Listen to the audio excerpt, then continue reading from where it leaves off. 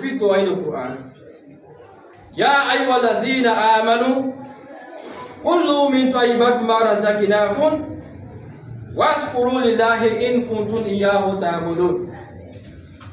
Allah is advising you and myself to eat from what is good for us, to eat from what He, the Almighty Allah, has given you. Washkuru lillah. In that enjoyment state, in that you're eating, in that amusement direction, ashkuru lillah. Appreciate the Almighty Allah.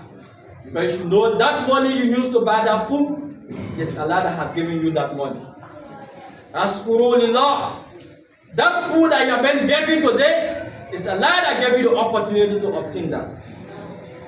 In kuntum iyyahu ta'budun.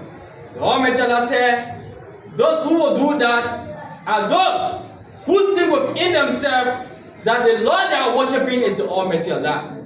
In kuntum iyyahu ta'budun. If you believe in yourself that Allah who you worship is Allah, then fear that Almighty Allah when you are doing your enrichment in that direction.